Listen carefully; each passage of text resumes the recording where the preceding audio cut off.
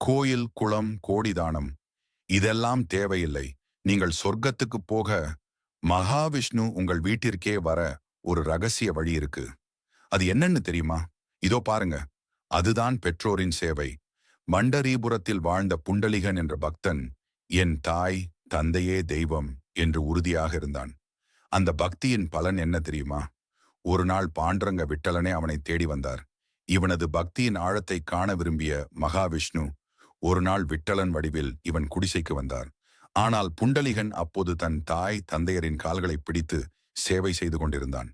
பெருமாள் வந்துள்ளார் என்று தெரிந்தும், மன்னிக்கவும், என் பெற்றோரின் சேவையை பாதியில் விட முடியாது. தயவு செய்து இந்த செங்கல்லின் மீது அமர்ந்து காத்திருங்கள் என்று கூறி ஒரு செங்கல்லை வீசினான். பெற்றோரின் மீதான இந்த ஈடு இணையற்ற பக்தியை எண்ணி மகிழ்ந்த விட்டலன் அங்கேயே அந்த செங்கலின் மீது பாண்டுரங்கனாக நிரந்தரமாக தங்கி பக்தர்களுக்கு அருள் புரிய வரம் கொடுத்தார். எனவே உங்கள் பெற்றோரை மதித்து வாழுங்கள். கடவுள் உங்கள் வீட்டுக்கு வந்து வரம் கொடுப்பார். இந்த தகவலை உங்கள் நண்பர்களுக்கும் பகிர்ந்து கொள்ளுங்கள்.